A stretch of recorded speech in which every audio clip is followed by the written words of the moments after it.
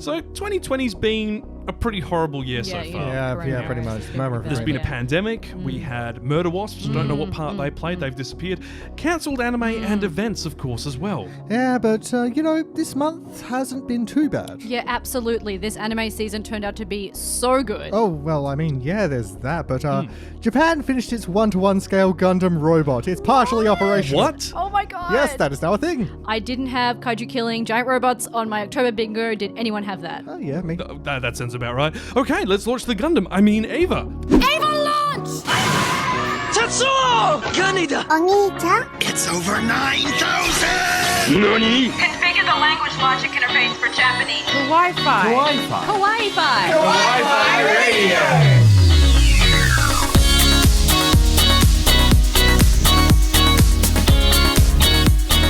Yes, konnichiwa, and welcome to another episode of Kawaii-Fi Radio, the podcast where we look into the world of anime and manga. I'm Kyle, and joining me are my co-hosts, Kenny and Loz. Yo.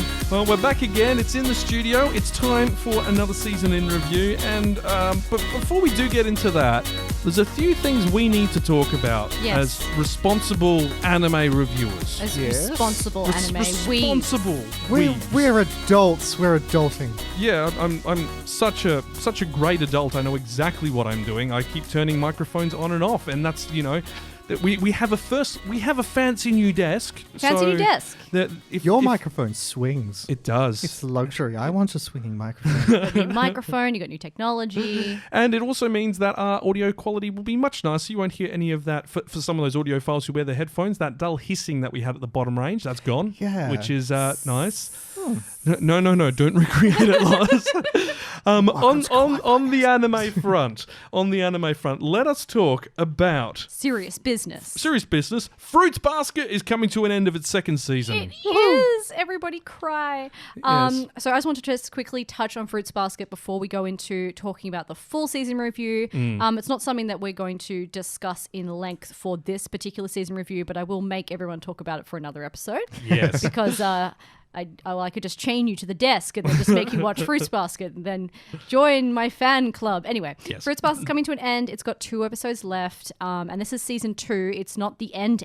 We still have at least another season of content at least. At least. Maybe even 2 seasons. We'll see how we go. Or a season in a film. 6 seasons in a movie. Yep. But yeah, we'll see how we go. But yeah, this season has been wonderful. There's no better time to sit down and watch something and just completely blast through the whole season and binge it all from season 1 to season 2. It's a perfect time because particularly if you're someone who's never really thought Fruits Basket would be interesting because it looked too childish, maybe too high schooly or too tropey or whatever. The way that season 2 takes the story, and obviously the manga as well, is just into a much darker area. It's full of drama. It really just goes hard on very emotional topics, and it is just so incredible. So please especially try if you're it comparing out. this to the original adaptation. Absolutely. This digs a lot deeper. Sorry, Studio Dean, in the bin. Yep. So that's my a bit harsh. I mean, Look. it was good for its time. Sure, it was good for its time. Anyway. Well, from a basket of fruit to a basket of magic, Kenny, why did you watch Lapis Relights? I gotta tell you, I don't know. It was in my files. Look, I love a setting which has interesting world building. I like magic. Exactly. And this one has magic, and it has magitech. I am a sucker for sort of like that merging of technology and science, magic, and then idols. Energy. I come from a background of playing a lot of Final Fantasy games, so that is my stuff. It's your jam. It is my jam and my marmalade. Yes. But this tries to be idols. It's sort of like a cross between an idol anime kind of Sword Art Online background kind of setting and Azumanga Daioh, if you remember that. What? That's a very strange combination. That sort of mind-numbing inconsequentialism. Okay. How it just sort of means nothing. I mean, I watched a couple of episodes. I think I only watched the 2, and I loved the world building they were doing, but I just never went back to it. It was... it's very placid and it puts you very much to sleep. It's like watching... Stakes are medium? Stakes are medium to just non-existent. Someone has eaten the steaks. Oh, there's no stakes. What a shame. There are so no it's kind stakes. of just like a nothing anime with no real plot. But then there's idols, and then it's like you could have just had no magic or just no idols and just done one of those things right. There's a whole thing where their class group might be expelled because they all have consistently low test scores before this one girl shows up and she joins their group because, they seem nice to her. But that's episode 1. Like, if that was the whole plot, going through the whole thing, and they had to get better, and they work together with their idols and their magic, and that's how they learn, and friendship is built along the way. Yeah, and there's idols in the background. This is also the idol equivalent of Oh No, Our Club's being shut down. Kind of. Oh no, Yes. the school's being shut down. Yeah, the club. We have to make sure we get more members. Our team's being shut down. I don't know. I feel like someone looked at my, what was it, Little Witch Academia and said, hey, we can make that sparklier. So what if we made this an idol anime? Exactly. Oh, and So, I not watched worth it. 5 episodes of that. If I had to give it a test score, I'd refuse. It's not bad. It's just it's sparkle out of magic. yes. Yeah. That's Oof. yes. All right. Well, like if I had to rate Fruits Basket, it'd be like 12 out of 12 Zodiac members. So there it is. Yes. But hey, I guess Lapis Relights, I guess it had to happen. Yeah. Oh well. So it had to happen. I got invested again. What did you in do? a trash rom-com series? Oh, I know exactly where Oh this is going. no. Yeah. You told us about this. I got invested in Rent-A-Girlfriend. I got too invested. I'm 110 chapters into the manga. Whoa, you deep dive. Yeah, I You just did. I couldn't jumped wait. right into that. And there's a lot missing from the series, and we will cover this, but I got invested. And you know what? Because he's not a bad guy. He's actually a really stand-up guy. Yeah, and I agree. We'll discuss this more in length a little later on. mean, but I I was feel really like- surprised. After Domestic Girlfriend. Yeah, there's comparing apples to oranges, and then there's comparing apples to trash fire. There's a beautiful crisp apple. You know what? Actually, maybe it's a few weeks old apple. It's not perfect, but it's trying its best, and he's trying his best. And then there's just a moldy orange, and that's Domestic Girlfriend. So moldy, it's in fact trying to creep away on spidery Oh, legs. Bless Domestic Girlfriend. It's so hard. But you see, though. the thing is that saying Domestic Girlfriend is a moldy orange still implies it has a use because you could use it as fertilizer. I feel like it might be the sticker that's on the orange. God, man. I think this really analogy has has no run away use. from us. We're going into strange new places. Well, moving right along. It is that time again. It is the end of the anime season. They seem to go past so fast at the moment, don't they? Yeah. I think that's because there's not much else going on because we can't go outside. Time travels in quarantine. Yeah. So with the summer season almost done and dusted, it is, of course, time to take a look back at the past 3 months and talk about what stood out to us. And while the season has not been the most jam-packed as in the past, there has been some very unique anime on our screens. Absolutely. There's been some great ones. Now, we will run through our top 10 after the news, and we'll be showcasing more amazing YouTube cover artists as well, because we have 4 songs to share with you. Of course, Romy is back, and we've got 3 new additions to the team. We are so getting a strike. Oh, we are. And if you're enjoying what you're hearing so far, make sure you hit that subscribe button. Smash it, hammer it, whatever it is, squish it. Well, don't squish break that your subscribe. device, Don't because break then your they can't device. listen at all. I know, it's a terrible idea. I shouldn't have said that. I apologize profusely. If you are one of our friends watching on YouTube, don't forget you can also find us on Spotify, Apple Podcasts, and Google Podcasts as well. We'd love to keep you company on your next day off or your road trip, which I just came back from, and I am so tired that a Red Bull is required. But before we get into this episode's main topic, it is time for the anime news. Making headlines. Really? Sort of. Anime news.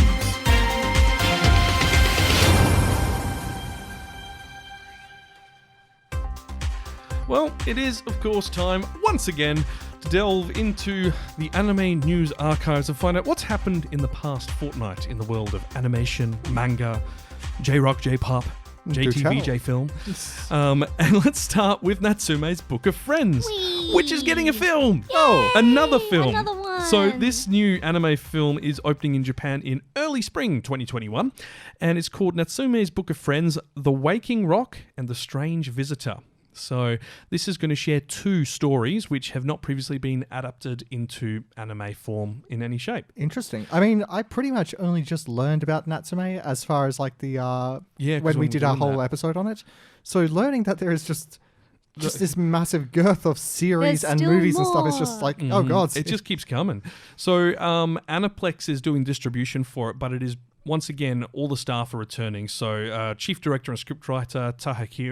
Takahiro Omori is at Studio Shuka again, continuing it. Ito Hideki is directing it. Murai Sadayuki is the script writer, and composer Yoshimori Makoto is back again for the music. I love their music. But it's going to feature 2 standalone stories. So the first one is called Ishi Okoshi, and in this, Natsume meets a small yokai called Mitsumi in a forest, and Mitsumi is entrusted to wake up the divine yokai Iwatetsu from its deep slumber. So, sounds pretty straightforward. And in Ayashiki Raihosha, a mysterious visitor appears in front of Tanuma. The visitor returns daily to visit them and talks a little and then leaves. However, this visitor is a yokai, and while the yokai means no harm, Tanuma's health is slowly starting to deteriorate. Dun, dun, dun. I'm so excited about this because we don't get you do get Tanuma throughout the anime, but it's really awesome to have a whole story centered on him. I know. Because he is there, and it is really great that they explore his yokai powers, but it's awesome to see a big part of it just on Tanuma, so I'm super keen for that. Yeah, it's looking really good, and once again, it's the previous studio, but the animation, you can see the difference from when they started to now. It was good to begin with, and it's just gotten even more beautiful. Well, they switched studios for the last 2 seasons and the movie. Yeah, that's right. So Shuka is just doing a great job. They've taken over and run with it. But from, one film to a very strange other one, Hollywood is adapting Gantz. Yeah, nah, I'll believe it when I see it. I'll Yeah. believe it when I see it, because whenever they say, we're adapting Akira, or, yeah, sure, whatever. I mean, 5 I'm pretty years later. sure the Akira project is cursed. Yeah, there is a bit of a discussion around that. But Deadline's reported that a Hollywood adaptation is in the works. It's being produced at Wait, Sony Hollywood? Pictures. Oh, no, not Yeah. a Western production. Yes, it is. No. So this is an Sorry. article about producer and scriptwriter Mark Guggenheim, and he's working on a future Sony project linked to Spider-Man, their Spider-Verse thing. Oh, okay. The entertainment publisher stated Guggenheim is already in business with Sony Pictures adapting the graphic novel Gantz. Now, he then confirmed this on Twitter that he was working on the adaptation, saying, I'm having a lot of fun with it. And the original manga creator, Hiroshi Oku, was also asked on Twitter if the adaptation was real, and he just replied with a shh emoji. So, clearly they were trying to keep it under wraps, Okay, and all Deadline, right. you've ruined it for everyone. Good job. It's I believe there was already a couple of live action films, Yeah, Japanese live Japanese actions. ones, They were yep. pretty good. There's some pretty good CG ones too. Yes, like I've seen bits. But Gantz Zero is, I was introduced to this recently, is actually an adaptation of what's called the Osaka arc, which is one of the most epic parts of the manga. And I was sat down to watch it with a friend, and I was like, wait, this is the Osaka arc. I never knew this got adapted, and it's amazing. I've seen little bits of the 3D CGI one, and same. oof, it looks funky. It Well, bangs. let's see what they do with a Hollywood budget, and let's see how much they won't. Who do you reckon they'll cast? Scarlett Johansson. Yeah. Oh, and what was the guy who was in High School Musical? Zac Efron. Yeah, Perfect. Zac Efron. Yeah. I mean, That he works. was supposedly, according to rumor decades ago, Zac he was going to Efron be, is a massive otaku as well. and he was scheduled to be in Full Metal Panic. Yeah, Oh, live wait, action what? Full Metal Panic. We don't Yeah. talk bad on Zac Efron on this podcast. We don't. We stand. We stand Zac Efron. He's Sure, a why decent not? He's a bloke from different what I've guy. heard. But I don't want him in Gantz. Just No. give it to the Asian actors. Give it Okay. the edge. Anyway. Now this is more of my own humble boast, but Horiyama, which is a romantic comedy slice of life manga series, is getting an anime adaptation and set to air in January 2021. This is being produced by Cloverworks, and the manga launched in 2011. I didn't know this until doing this research. It's actually a spin-off of a 4-coma about the same characters. So it was a 4-panel comic originally, and they've went and made a full comic. Yeah, this is going well. What if we just gave it more backgrounds and more detail? But I think a lot of the team will like this one because it probably isn't as funny as, say, Kaguya-sama Love is War, but it's in the same vein because it is literally errors and bad communication and comedy, but not in a mean-spirited or mean-hearted way. All right. Okay. So in the story, at first glance, the ultra-popular Hori-san seems like a frivolous high school girl, but in reality, she's plain, pragmatic, and family-orientated. On the other hand, the bespectacled Miyamura-kun comes across as an average, gloomy high school boy, but he's actually an attractive young man and is covered in piercings and tattoos. These two classmates have an unexpected run-in outside of the classroom, and a bubbly, sweet tale of school life begins. And I got put onto this by one of our previous presenters Coco, and I've never looked back. This is amazing. It looks nice. I'm just looking at some of the cover art for it now. It's It starts off as the story between Hori and Miyamura, and it expands into the whole friendship group. And all of their interactions and the silliness that goes on. It's just all high school hijinks. Sort of like the saga of Bench-kun. Yeah, literally like that with Orosuke. I'm trying to figure out what it reminds me of. There was a similar thing of like good girl, bad boy, and he was kind of like a wild kind of beast kind of guy that everyone thought was... Oh, My Little Monster? Yes. Yeah. Yes. Yeah. It is like Is it that kinda in like a that? way, except that he's actually really lovely. He's not a bad boy. He likes tattoos and piercings, but he That's can't fair. wear them at school, so he hides it all. So he looks like a nerd at school because he wears his big jumpers and all that. And she's very family orientated, but she comes across as like, the super popular girl. Yeah, can you just show me a picture? And he's adorable. He's a giant nerd. He's a giant nerd, but he's so cute. He's kind of pretty. He's very pretty. Yeah, he's super pretty. So Yeah. I'm into this. But yeah, there's like the whole thing of them, the friendship group. They go like on like the school trip, and obviously there's a hot springs there for all students to go into. There's and a hot springs episode. He can't go in because he's covered in tats. How do you get tattoos at such a young age? You know what? Whatever. That's not You will important. find out Yeah, in January. Yeah, the Japanese have a whole thing about they don't like people with tattoos in going into onsen Yeah, houses. it's actually something I was worried about when I was researching going to Japan. I was like, because I have a tattoo on my ribs, it's only like a bit of script from Princess Mononoke because I'm a giant nerd. Yes. But I was a little worried about that, being like, am I able to go into the hot springs if I've got tattoos? Yeah. But yeah, Certain look, it ones are depends where you friendlier to it because Yeah. it's a different thing culturally in Western. Yeah, but just so you know, the stakes are pretty low for this anime as well. It's not like Yuru Camp low, but it's also not like it's lower than It's not high drama Nisekoi kind of rent a girlfriend. It's nowhere near that. It's definitely more, as I said, more in the veins of like Kaguya-sama's Love Is War, but even then, not as serious. It's a kind of fun rom-com that's not going to make you stressed. No. And it'll just generate, like, there are no really bad moments. It just makes you feel happy. And, like, there are that sounds misunderstandings nice. between the characters, but they're resolved within the same chapter. Okay. So there's none of this dragging it out for 100 chapter sort of Like thing. Nisekoi. Yeah. Sounds like something to actually look forward to this time. Yeah, that sounds really good. Nisekoi, another dumpster fire, which I poured my heart and soul into Oh, and was gee utterly whiz. disappointed with. Mate, Yeah. you and these... I know, I need you to and romance stop. animes. I need to stop. We need to talk about your addiction. We and do. Intervention. And Before we addiction get to on to bad my romance. addiction, let's talk about what's been making news the past fortnight. Well, upcoming Arctic anime To Your Eternity has been delayed, unfortunately. This is due to the coronavirus impacting production. The 20-episode adaptation of Oima Yoshitoko's manga was originally planned for an October premiere, but will now release in April 2021. The story follows a boy and a wolf wandering the Arctic regions of North America, both who are much more than meets the eye. And no, they're not Transformers. Funimation have announced the 4K remaster of the Akira film will be released for home video in December, with a limited edition box featuring artwork and a booklet. The film's remaster opened in Japan theatres in April, but due to the virus, international screenings were delayed until September and October, i.e. this month and next. Staying with Funimation, the anime distributor has made a joint announcement with Studio JC staff, stating they are co-producing an original anime film titled Sing a Bit of Harmony. The film is planned to open in Japanese cinemas in 2021 and tells the story of a new transfer student interested in her surroundings and a song that brings happiness to her and her classmates. Over on the streaming services, and Funimation again is our starting point, with a few big titles joining the platform thanks to a deal with distributor Viz Media.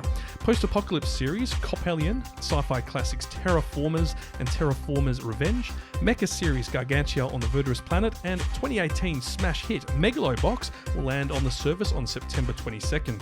Also added to the platform this past fortnight, Saikano, The Asterix Wars, Mikaku City Actors, Plastic Memories, and Vivu Dread Operations, as part of an ongoing deal with Aniplex America. And several films have also been added at Funimation, notably the final Heaven's Lost Property movie, along with the compilation films for Free, Road to the World, and Overlord. Over on the tasty streaming service Crunchyroll, the first 43 episodes of Detective Conan Case Closed have been added to the platform in the Americas, Africa, Oceania, Middle East, and Independent States regions. And we need to head to the bookshelves because the manga for adorable 2019 cat anime, My Roommate is a Cat, is finally getting an English release, having been licensed by Lezen Comics, and the first chapter is free to read online right now. The manga adaptation of this season's original anime series Great Pretender has gone on hiatus due to writer Marui Daichi's poor health, with no return date announced as yet, and the creator of The Ancient Magus Bride, Yamazaki Kore, has announced her next manga series is in the works, expected to release in spring or summer 2021. And in dub news, two of the season's ending anime have had English dubs announced, with both Appare-Ranman and Uzaki-chan Wants to Hang Out having their first dubbed episodes landing on Funimation this Friday. And that's your anime news for the week ending September 20, 2020.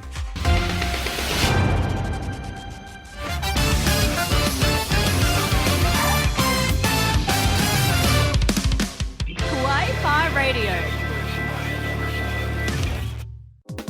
Why do we watch that? Definitely in my top 5. Season in review. Yep, it is that time again. The season is over, almost. Actually, we've got 2 more episodes. Sorry, I lied. It's not happening. Let's just leave now. We'll come back next week. Okay. We're done. Da-da-da-da-da. What? Let's No, get some come Maccas. back. Guys, no, don't leave me. Don't leave me in here alone.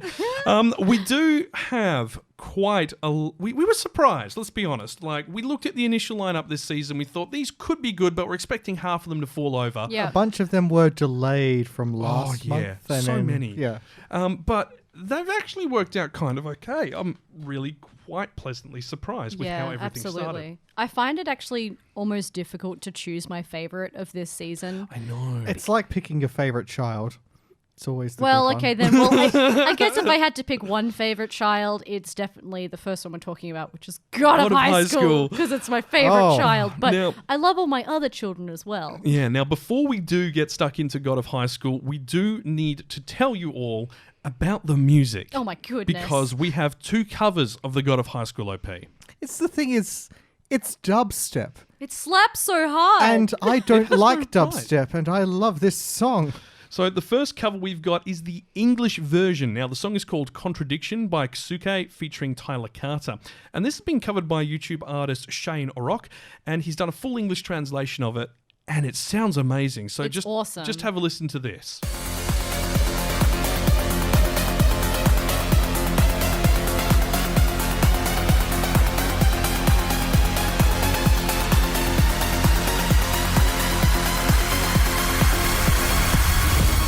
You make it look easy.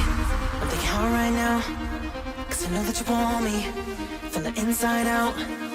You got me speechless. I'm running my mouth. I was keeping it secret, but the word got out. You're fast and you're slow. Why you cold then you're forward. You learn you know. Till the walls come down.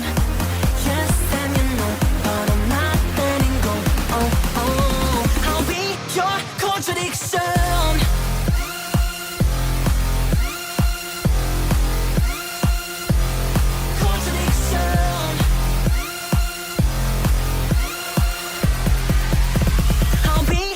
Contradiction.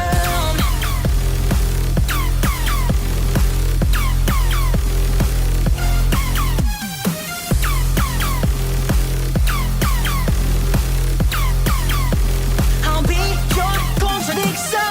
You're fast and you're slow. Why you cold then you're forward. You're fast and you're slow.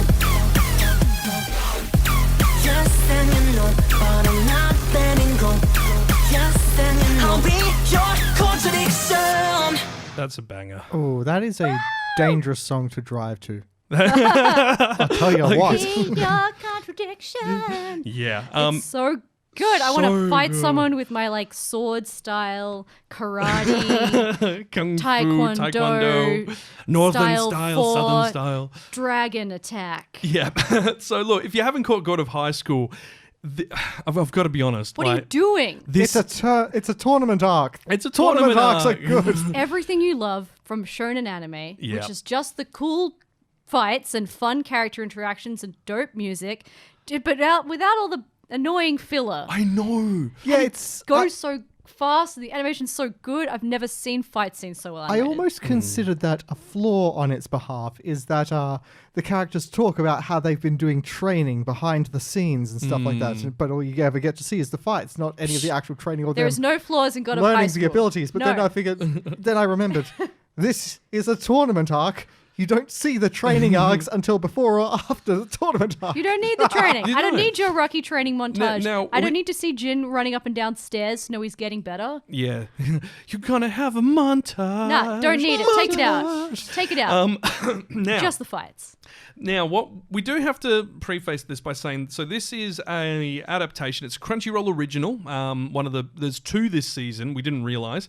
We'll get to the second one straight after this. But there has been some discussion online about the adaptation. A lot of manhwa fans being a little disappointed they didn't adapt as much of the manga as it did. So it has skipped a fair bit of the character development and backstory.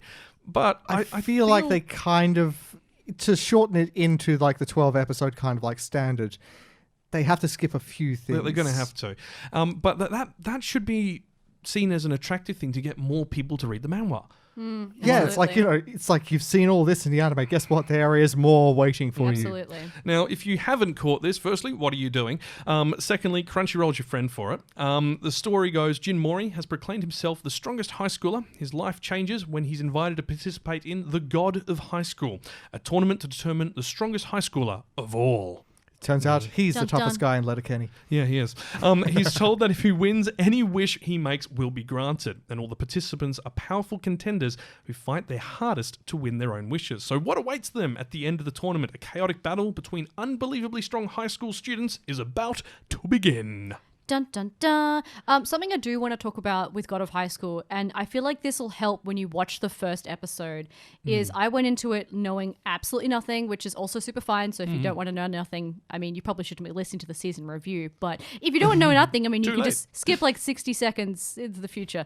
But it actually is about gods. Like, we've got supernatural powers, we've got shonen, like Bleach style powers, kind of My Hero Academia style powers linked to actual gods, and they almost have like JoJo stand kind of things. Yeah, I kind of wasn't expecting that. Is that a JoJo reference? And I think like the escalation from what you thought was this like the original Dragon Ball tournament arc until actually like a Hunter x Hunter kind of crazy, lots of powers and different styles of martial arts arc was kind of like, whoa, okay, we're doing this. This is fine. This is what we're doing. It's what's happening.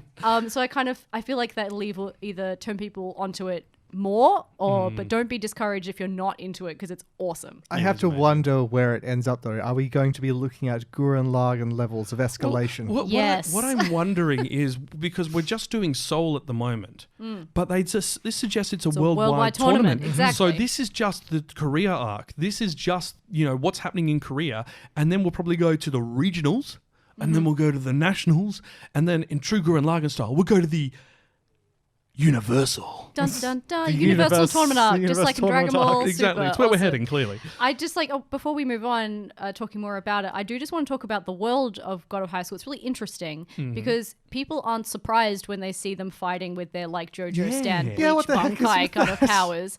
So it's obviously a chill thing. And then they've got like it's in the first episode, someone mentions there's 7.8 billion people. So this is definitely in the future, like a little bit further in this futuristic world, and they've got this like nanobot technology that like instant heals everyone. So you can go all out in the tournament, you can break a guy's neck and snap his knee or whatever, and then they'll get healed in like 10 minutes on the side of the ring. But this So is that's not kinda for some nuts. reason available to the normal hospital population. Yeah, and then which also is, there's a guy dying of cancer over there, and that kind of sucks. And Anyway, yeah, so that's look, kind of weird, but you know. There's 13 episodes. Last couple of episodes are on their way. I believe one lands tonight/tomorrow night. Sunday, yes, it's Sunday. And then we've got one more for the end of the season. They're whacking 13 episodes in here. and it'll just finished. Now, it's by Mappa, So immediately it's Praise. mwah.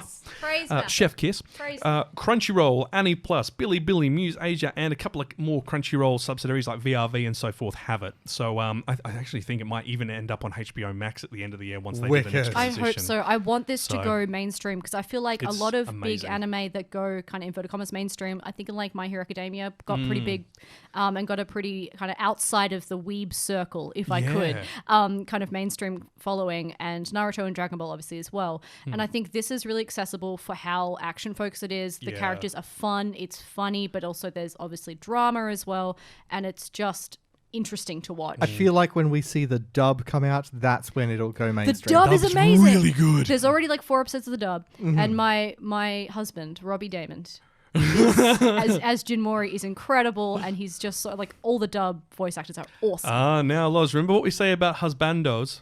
I could only have no, one. No. Okay, but well, I admire him from afar. Then, like an idol. We don't don't talk husbandos and we don't talk waifu because we have laifu. Now, moving along to something that probably won't be as well received. We need to talk about Gibiate. No, we don't. What? We don't need to talk about Yeah, we don't need to talk. We need to talk about Gibiate. But do we though? it. Okay, well, do you want me to go first? I can talk about Gibiate. No, because you don't like Gibiate. Oh, I can give you a short review. It'll be really easy. I gotta tell you, mate. I'm alone in this, and I fully accept that. Yeah, I don't but like it either. I think it needs to be All talked right, about. tell the because- folks what it is, and then I'll So- tell them what I think. Well, I guess you might know that Loz doesn't like this. Hey, you don't know that. Well, I do know that because I've talked to you about You it. don't know that at all. It's just making So look, assumptions. Gibiate is basically, by the sounds of it, a passion project that's kind of been set up by this group of musicians and artists and all that. But essentially what it is in 2030, people in Japan are turning into different forms of monsters based on their age, gender, and race. It's a DNA virus. The illness is named Gibiate after being rich and varied like in variety like Gibiate, which is an Italian thing, and I can't remember exactly what it was when we originally talked about it. I think it was like a... Gibiate. Oh, You know, you're gonna say it's to do with Gibiate. wild animals, wild game. Oh, Of course. So, yeah. Sure. So a samurai and ninja are then transported from the Edo period. They both Come on, traveled give me- from the early Edo period, and together they fight crime. No, with the help of a doctor who tries to find a cure for it, they're fighting it to try and get to the final destination where that cure is. Now, they are facing ceaseless attacks from Gibiate, some outlaws that attack travelers for food, and they start the dangerous journey with enemies all around. Now, let's get this out of the way. CG is so bad. Oh yeah. This is pretty much, now, if you're aware of the Kawaii-Fi Anime Awards, this is the forerunner for the Arifureta Award For worst CG. for worst CG. It is Yeah. shocking. It is bad. shocking. The rest of the visuals, I'm not gonna lie, are actually quite Yeah, the nice. animation Yeah. is fine. Yeah, the absolutely. animation's really good. The music is really good because they're actually they're musicians behind that was it, the purpose and of that the was whole the series. purpose. Yeah, To be honest, yeah. this is a giant advert for traditional Japanese music from people who are from like traditional owners of the land. So Which is so cool. yeah, so I'm people so who are from sad that the Hokkaido and show's people so who are from the bad. south. This is all right. I'm gonna spell it out as simply as possible. This is not what they make it look like. This is essentially if you got any zombie series, just replace the zombies with the CG monsters, because it's something that's been turned from a human into a monster. They're trying to find a cure for it, and the heroes are from an area they don't expect them Yeah, to come it's from. it's that, but you also replace the main survivalist protagonist with people from Fist of the North Star. Yeah. That's basically it. So, what's the non-adult zombie anime? High School Days. Oh, what was it? The School days. School Days. Yeah. School Days. Sc- No. no, High that's, School that's, of the Dead. no, we No. can't. We can't mention that. Please censor that. There was one from like a couple of years ago. It was absolutely horrifying because one of the girls was crazy. Yeah, no, that was School Days. No, not School Days. School What life. was it School called? Life. Got him. School Life. Yeah. Yes. Gotcha. It was horrible, and yeah, we should never ever do that. To be quite simple, it's this. No. It's a no. Look, this.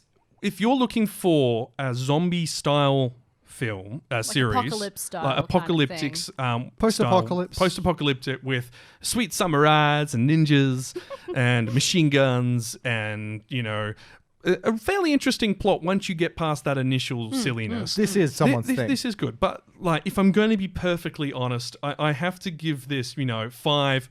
That's a man's head. Out of 10.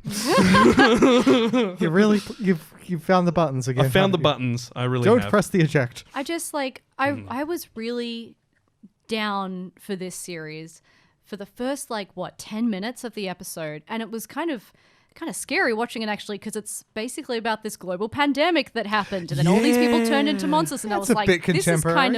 of too close. A little bit too close to home. But also kind of did they plan this? Did they know? Is this just coincidence? Has that they dropped it coronavirus now? just been a massive advertising campaign for Gibiate? No! Yikes. How big is their budget? But yeah, I was kind of Not into big that. enough. And the female protagonist was kind of talking about this is how we got to this stage, and I was I was down to follow her story. The animation looked cool. And then they showed the giant praying mantis made of terrible CG, and I was like, okay, what's happening?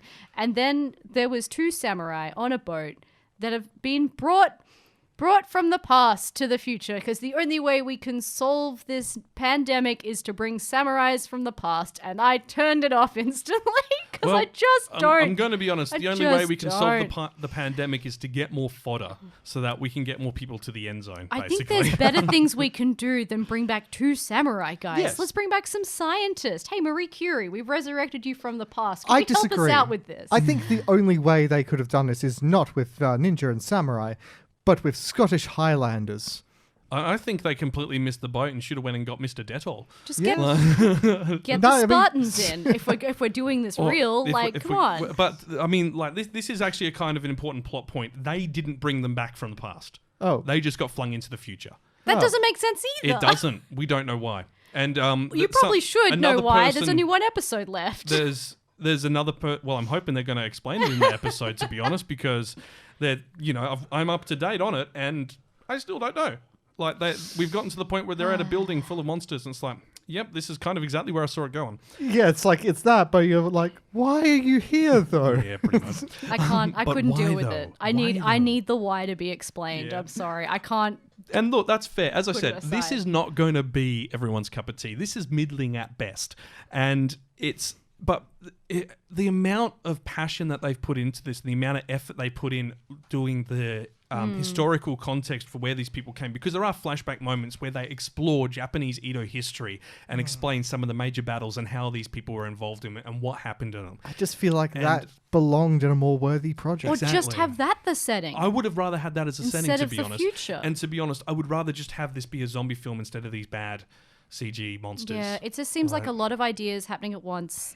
And again, I've already seen 10 minutes, and then I kind of read up on what's happening, but just kind of seems like I forced Aaron to too many watch cooks it. in the kitchen. He was not happy. Well, He was not happy. sorry, Aaron. Yeah, he was on night shift. And he's like, "What should I watch, Carl?" I'm like, "Gibiate," and then I get a message in the morning going, "Damn you." I'm like, fair. All In right. conclusion, it- maybe. mileage Question may mark? vary. Yikes. But look, I mean, we forgot to give a quick nod to God of High School, but I think all 3 of us can safely say it's 10 out of 10. 3 perfect protagonists out of 3. Yep. Yeah, 10 kicks to the face out of 10. Unlimited wonder out of unlimited wonder. I don't know. But Gibiate's, 5, man's heads out of disappointment. Look, moving on. Let's talk about, my new guilty pleasure. The thing that is, of course, put me in a Kyle's massive ditch. Bad romance. Rent a Girlfriend. Now, we were careful about talking about this at the beginning of the season. Yep. And there's a very good reason for that.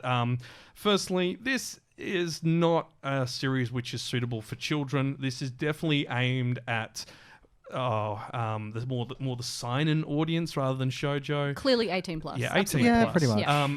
But it is so well written. Oh, it's actually really good. I was expecting another, as I said, domestic girlfriend dumpster fire. I mean, it's well written, but it also kind of drags. I got to be honest. Nope, keep your negativity out of our space. This is Look, Kyle and my space to fair talk enough. about Rent-A-Girlfriend.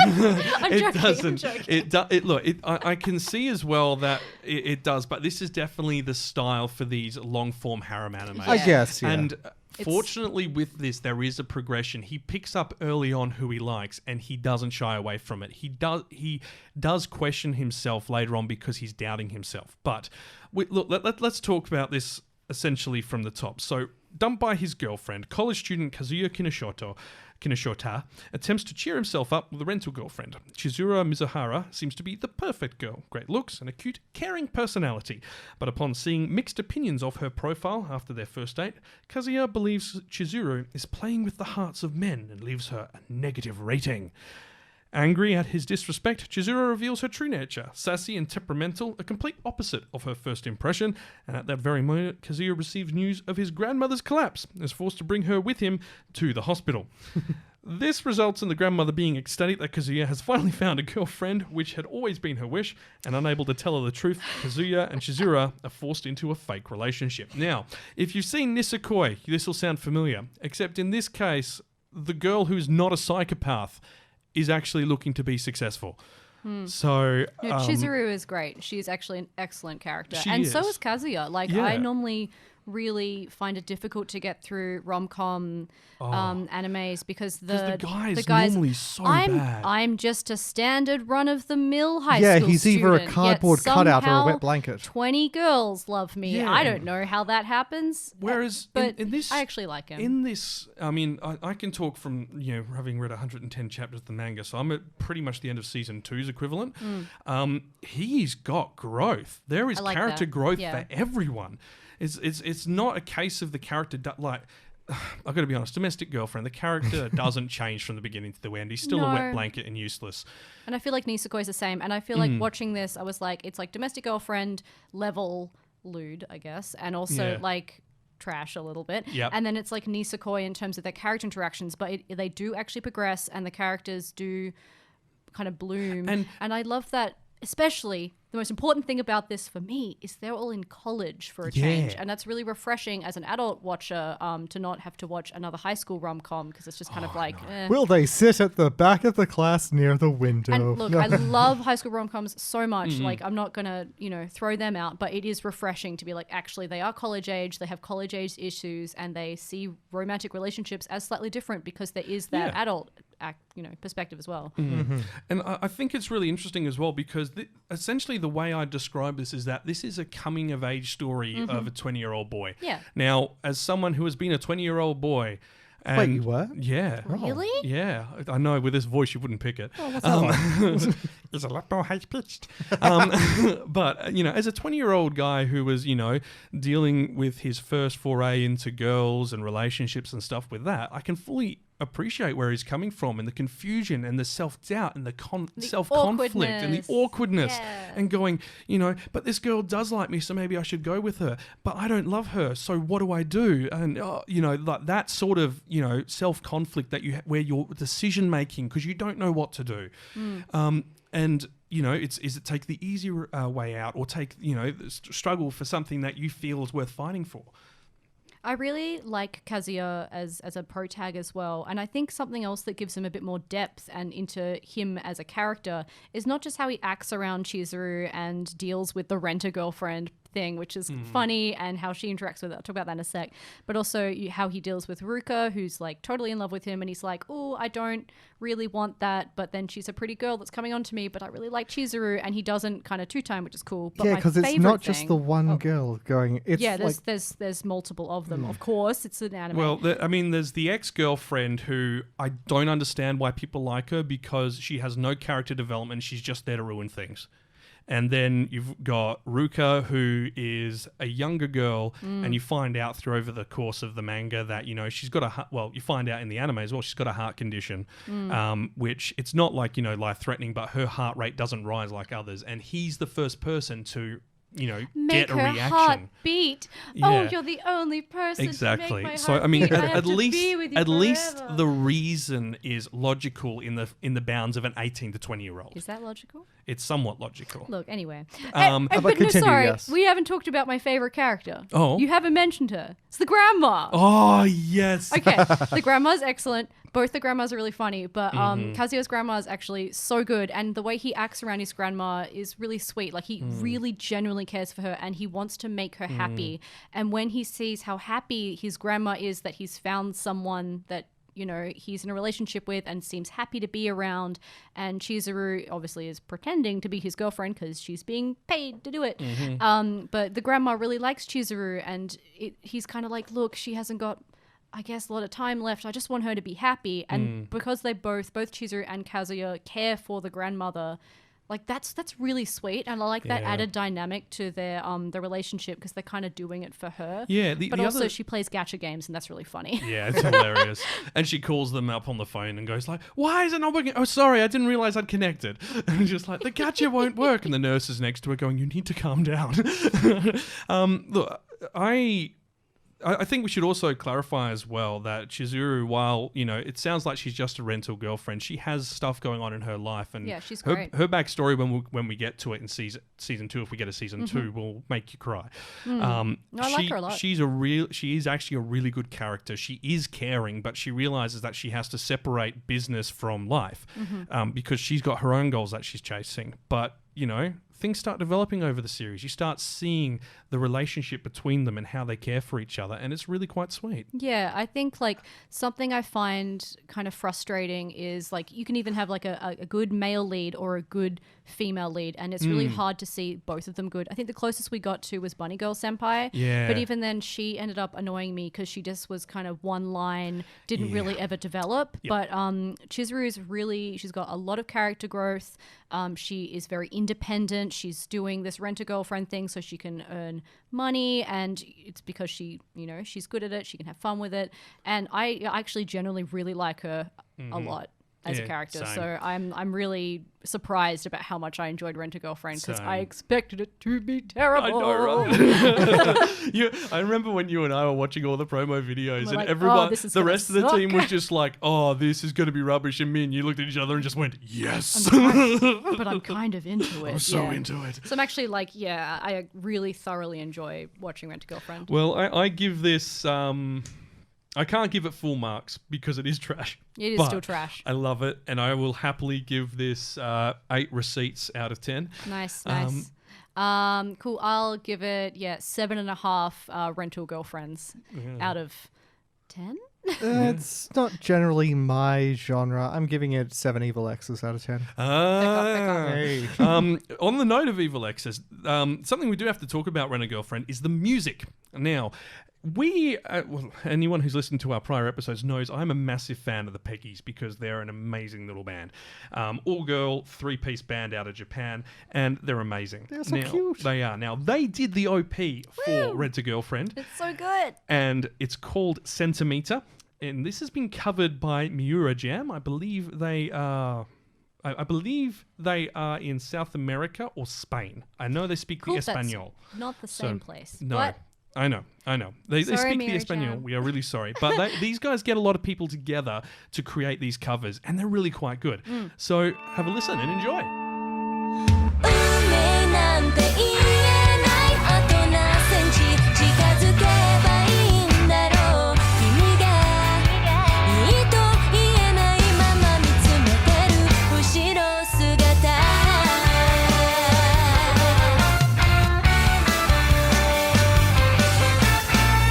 余裕のない日々ですデートなんて自信がないな君が眩しいほど僕は情けなくなった会えない時間プラス君が笑った瞬間悪にのこのときめきと不器用な僕かける艶がりな君は案外プラスかもって気づいてしまったら最後まだね運命なんて言えないあと何センチ近づけばいいんだろう僕は君に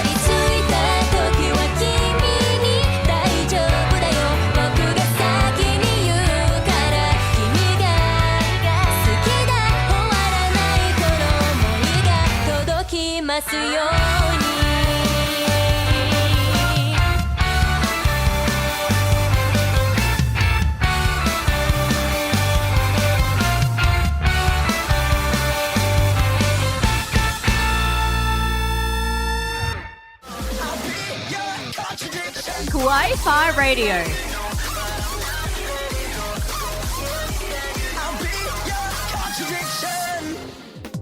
Why do we watch that? Definitely in my top 5. Season in review. That was a bop. Oh my That god, was a bop. such a bop. And then you followed it by the God of High School bop. Oh man. You're just bopping everywhere I'm right just now. dancing. That was an Yeah. amazing cover. It was I wish we could play more of it, but we won't have time because we're running over time because we just love talking about these shows. Let's get stuck in. This is going to be a quick session. Decadence. This is not going to be quick. There's so much to say. This show punishes you for having any expectations. But I guess mean, we you're have not also wrong. mentioned it a lot throughout the last few episodes. We have. So we'll try and be quick. We'll try and be quick. So look, to put it simply, Decadence is... I can't put it simply. 25 words or less. One tweet. Let's go. Okay, so your Okay. first episode is kind of revealing sort of a classic kind of pretty much Attack on Titan in the future. You're more than 25 words. I think I can do it. Okay, try again. Do it.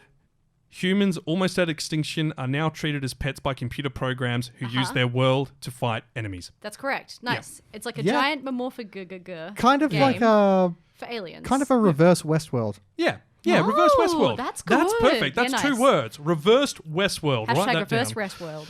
That Westworld. Westworld. So yeah, Decadence is it's by Studio Nut, who I have to be honest, we always joke about them every time we hear them, Can't. but they're so good. Everything they They've done do a really watch good is job. really good. I like good to job. think that this is just them sort of like keeping our amusement of their name going just by making just spectacular anime. Oh, What the- if they're really serious and it's like it's an actually acronym like for it's a something? nut, as in like a nut and bolt. Like they're holding the industry together with their nut. All right, guys, turn Anyway, it back down. PG-13. PG-13. PG-13. Anyway, this had basically humanity was driven to the brink of extinction by the sudden emergence of an unknown life form, Gardols. We're not entirely sure that's actually the case now that we've watched the anime because we think the Gardols are we know the Gardols are manufactured. There's twists. There's turns. Everything you know is a So, lie. Humans that survive now dwell in a 3,000-meter high mobile fortress called Decadence, built to protect themselves from the Gadol threat. And It's a giant fist. it's a giant fist. It's a Giant fist punching weapon. castle. Yeah. I Fortress. think we actually had like something we wanted to put on a t-shirt relating to this, which was like Giant Fist City or something. Fist of the North City. Anyway. Yeah, pretty much. But look, the series is really good. Like, you've got the elements of like the 3D maneuvering gear from Attack on Titan. You have, I guess, almost like the Sword Art Online MMORPG Kind of monster element. hunting thing. They've got Monster Hunter, Monster Ooh, Rancher. What would you compare fantasy. like your main characters to? The main girl is Emma from Promised Neverland, all grown up. Pretty much, And, yeah. Pretty much, yeah. Kaburagi is... Man, he's so badass. He's trying his the best. missing father from every other anime. Yes. Oh my yes, God. he is. Every This is where time he a ended character's like, I lost my dad. This is Kaburagi. Yeah. No, that doesn't make sense. He's just an amalgamation cool. of every dad He ever. is. Yeah, He's he is really amazing. cool. He's so lovely. But yeah, the story accelerates very quickly.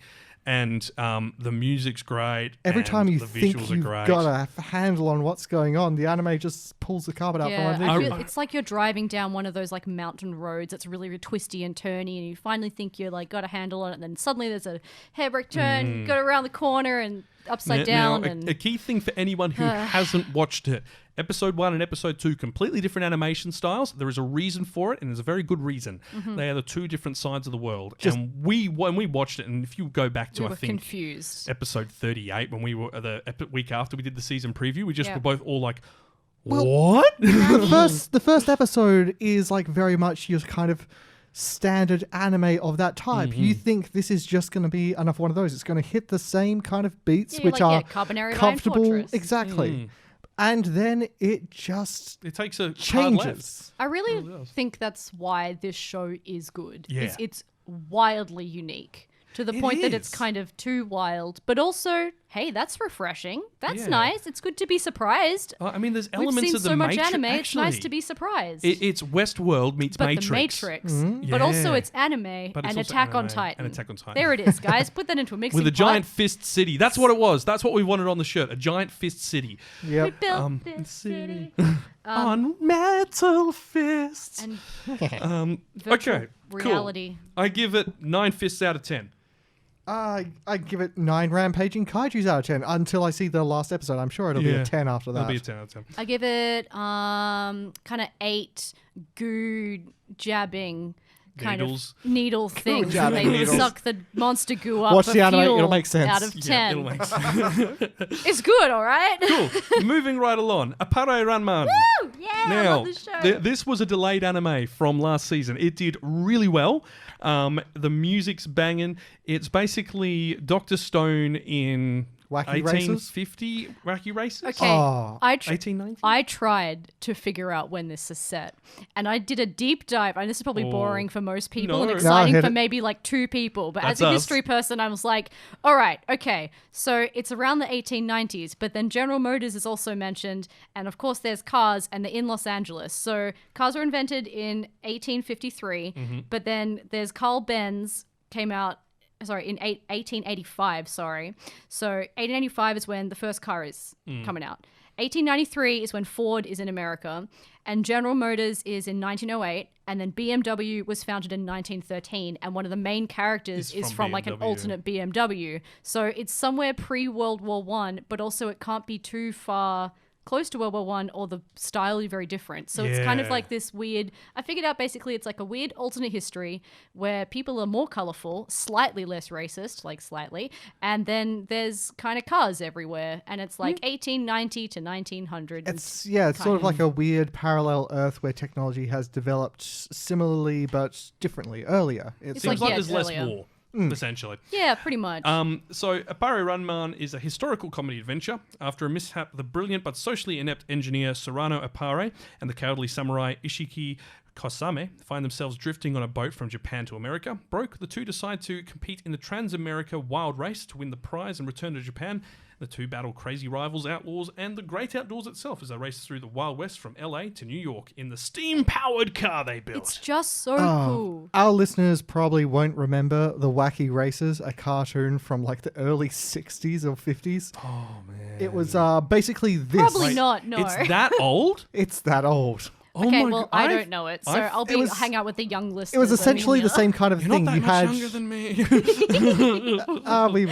we like our old school kind of history animations. Yeah. But yeah, it was essentially this. You'd have these crazy different people, like a race car driver, 2 cavemen in like a stolen car, some mob bosses. It was Hanna-Barbera, wasn't It was- it? yeah, it was so old school Flintstones Hanna-Barbera. creators. Okay, well, I'm going to talk about some new references that the people might actually know, and that is like JoJo. I feel old. Yeah, well, look, JoJo's got like a Trans-America race, which is pretty much exactly what this is. And then also, if you listen to Adventure Time, oh my God, the Adventure Zone, podcast, there's like Pedals to the Metal is a big section of that, and that's also like a weird wacky car race. And I feel like that's what this is, kind of smished together.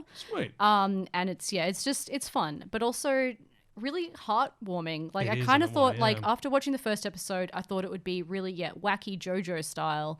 But ends up being the characters go through a lot of growth, and I really liked the bit about the Native American character. He was really sweet. I really liked good. how I can't believe I can't remember her name, the female racer. Xiaoliang. Xiaolang. Yeah.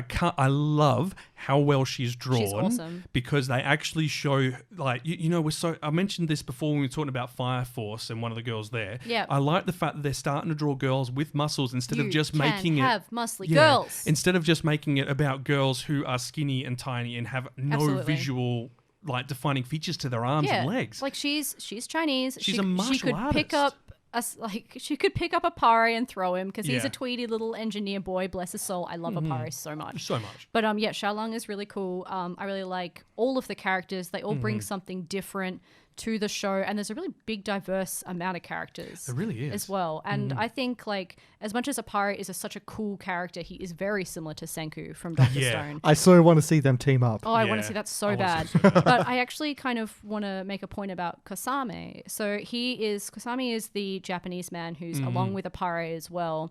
And he's the kind of guy who gets swept along from the ride, and he's kind of Yeah. always a bit flustered. And there's all these people who are amazing and incredible racers. And he's like, I don't know what I'm doing? Yeah, it kind of comes off as sort of an unskilled coward to begin with. Yeah, well, he's very skilled at swords, but that's kind of it. Yeah, but you are But right.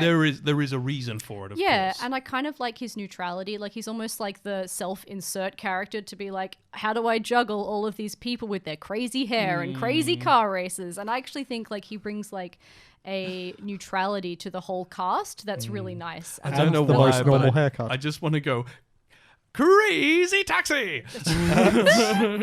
Okay. Well, I would happily give Appare-Ranman. It needs to be 8.5 hototos. The little squirrel. Hototo, yes, Hototo. yeah. But new Hototo, not old Hototo. And if you've watched it, you'll get it. My only thing I not super love about Appare-Ranman is I feel like it's a little slow to get into the races for how many episodes they're having for the season. It took about 4 episodes for the race. Five. Until the race started. And as much as I also think that development exposition was so important, I felt like I kind of wanted it to start a bit earlier. But I think that's pretty much the only flaw I can come up with. So I'm happy to give it 8 crazy car races out of 8 steam-powered boat cars out of 10. Yep. I feel like that sort of the build-up was needed. It actually, it's almost reminiscent of Appare's car itself. It takes a minute to actually get rolling, but once it does, and it over the speeds course of up. the series, it gets better. Yeah, that's true. So this isn't like what was it, Speed Racer, where it's like I just have the best car from the beginning. Yes. Which is what one of the characters does, because again, he's the BMW kid. And he's got daddy's fancy cars. I love how it's like I'll bet this car, and it's like don't worry, I have a spare. It's like how dare you? Okay, I'm sorry. I know you're just about to rate this, Kenny, but I Please. do need to change my rating to at least 8.5 because he does build a Segway, and I thought that was hilarious. Pari running around this like Segway, but it's like 1890, and I'm like, that Spring-loaded okay. Segway, yeah. Sorry, go. I gotta say 9. Yeah, It's a gotta great be a show. 9. Yeah, 9 Wild West car races Nice. because that's a thing now. It is. It is. Alrighty. Our day at the Breakwater. Now, I am pretty far behind on this one, so I will leave this in the humble, prepared hands of Kenny, who has watched a lot of this, and it's mostly girls running around on, what would you call it? Not even running. They're- They're they're- sitting and fishing. They're sitting around, they're working with a fish, like little fishing lines, and there's food and there's fish and there's stuff. Essentially, cute yes. girls. What we are looking at here is comfy camp in a different place. So our series follows Hina Tsurugi, a first-year student who moves to a town by the sea, and she's more of an indoorsy kid. She likes her arts and crafts and little things with her hands more than anything.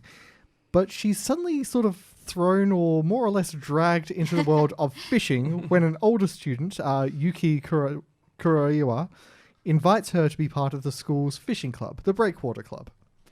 Turns out there's a prestigious history to it all. It's been there for a very long time. There is. Oh, and the club's gonna shut down. Beat me to it, We need Loz. another member. They were going along that line, but here's the thing: they don't go for that full drama thing. Everything is very, very That's calm chill. and casual, like fishing, like the sleepy little village that they find themselves in. Yeah, like a cute It's- seaside town. And it still does the thing that even Comfy Camp will do. It does you an educate. Yeah. Teaches you One about the educate. common kind of fishing that is done in Japan, how to do it, Was how so best cool. to prepare the fish that you catch and cook them. It's How to just- catch certain fish, how you need to change different lines. I and want to different go baits. fishing in Japan now. I want to go fishing. after I go camping. I was going to say, how about doing both? Yes. Because even though we live in probably one of the greatest places to go camping, I don't want to do either of them here. Yeah, and fishing. I've met here and I've met here. I would prefer to meet. The sharks camping can't get stuff. you if you're on the land, guys. Yeah. That's what you Unless- think. Wait, no, I've seen a Tokyo video of a Ghoul guy. Fish Attack. I've seen that movie. No, I actually saw a video recently of a guy pulling up a shark onto his boat and going, Oh, beans. Oh, beans. Oh, Now, no. this, a lot of the scenes in this, like, it's beautifully drawn. It is beautifully It is animated. beautiful. Yeah. They catch the light on the waves so well. It reminded me very much of a spot where I actually did do some fishing way back in my childhood, Hamlin Bay. You get to Aw. pet stingrays there. Ooh. It's It's a still little nice. WA Yeah, reference for y'all. I've got to be honest with you. I am not okay with how big stingrays are. They're big and slimy, No. slippery. No. love A stingrays. friend of mine introduced me to it, and she sent us a message and went, so I'm kind of freaking out about how big stingrays are right now. I did not realize they were that big. I did not realize they were bigger than us in some cases. And Have I'm you like, seen That's how a big manta ray. manta rays get? Like the size of this room. Yep, that is exactly where she went and sent me the picture, and now I'm not okay with it, and I'm not going in the ocean Manta again. rays are friendly. they won't hurt you. Well, okay, they don't have the word sting in their name, so yeah, that's fair. Nice. They just want to love you. But yeah, you sort of have a bunch of colourful characters in this one. The club president is She's the a best. She's so amazing. funny. she is a conniving, sneaky fox She's who so looks for ways lazy. to get other people to do her job. For her. She's like an old man. She's It's so funny. Yeah. It's like, I don't feel like fishing today. Snap instead. Then you've got their sort of like tall girl, very responsible kind of club rep. Yeah, she's quiet as well. She's quiet, but also She's so sweet. very sweet. And So tall. So tall. No, look, this it is on my back catalogue of stuff to watch. I missed out on so much because I had a trip away this week. And I was like, I'm going to watch all this stuff when I was away. Nope, had no time. That's fine. Like, I think like this is such a good thing to keep on the backlog because I've been watching it sporadically when I actually need a break. Like, I've put it on and been like, I need something chill. I don't want to think. I don't want to be stressed. I want to Exactly. watch something that makes me feel happy and makes me smile. And as much as like got to high school and like Appare-Ranman, like all of those things have been really fun. I still think like this is like a cozy show. Like it makes Yeah. you feel warm. It gives you those kind of summery vibes, and yeah, it's really yeah, it's delightful. like God of High School and stuff like that. That's sort of like, Get you chugging a pumped. Red Bull and having a good night out. This is more like, sitting down and having a cup of tea. And because Yeah. of the subject matter of it being fishing, it's kind of like saying, there's no rush. Yeah. Come There's back no to rush. this one. Yeah. I like that. What would you guys rate it? I'm giving it a hard 9. This has been a good season. It has Really been. good season. It has been. I think like it's not for everyone, but for the kind of show that it is, which is that kind of cozy Eurocamp kind of thing, I'm gonna give it 8 wharf roaches out of 10. Oh, no. No. I'm going to give it a manta ray. I Just not one. out of of- anything, just a manta ray. Ray out of Ray. Come They back to can it have once you it. see I it. don't need it. Please take this off my hands. Now, on to something that is a bit higher stakes. We do need to talk about one of the shows which has returned. It's Sword Art Online, but before we get onto it, we want to play this cover of it. Now, as we always do, we love to reach out to our good friend Romy. He does some pretty darn incredible covers, if I'm being honest. And this one's his cover of ANIMA by Ryo Na, which is the current OP for the most recent season of Sword Art Online Alicization. 魂の色は何色ですか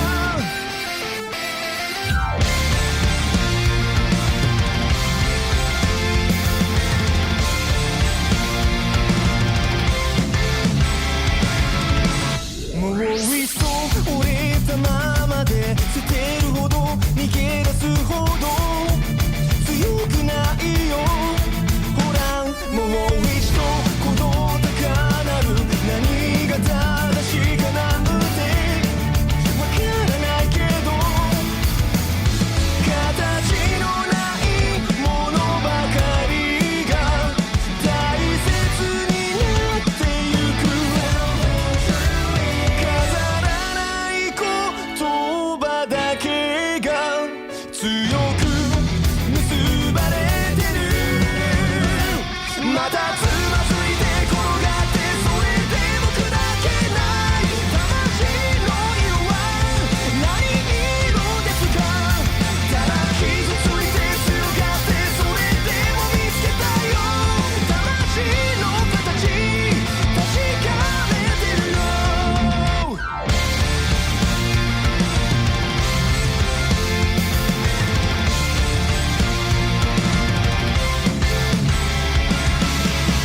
深い地の底で一人扉と鍵を探すおとぎ話はごらん泡のように全部消えてカットを残像だけ次のページへ伸びてく枝花分かれてそれぞれの道を行く寂しい思い出だけが強く身を張ってるまだ貫いて失ってそれでもくじけない心はどこに器がどこにただ残されて抜き落ちてそれでも伝えたいよ魂の日々を魂の意志を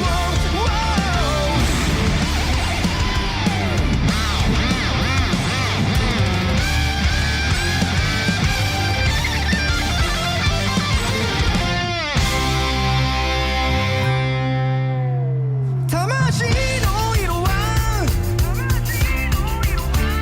何色ですか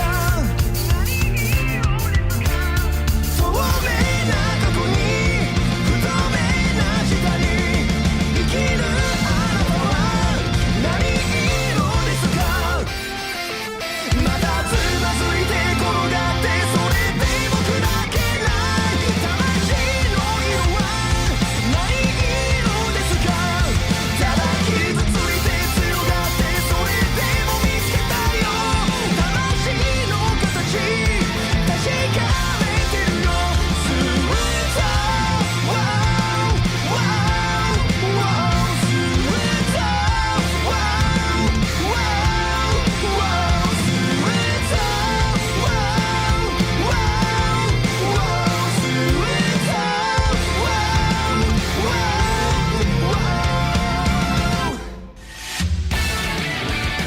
Kawaii-Fi Radio. Why do we watch that? Definitely in my top 5. Season in review. Yes, welcome back. We hope you didn't go anywhere during that soundtrack because of our singing. Our singing is wonderful. Let's Alright, get stuck so- in. And Sword Romy Art sings Online? amazing. Yes, so, Rommy's singing is just like every time. Friend of the podcast. Friend of the podcast, amazing guy.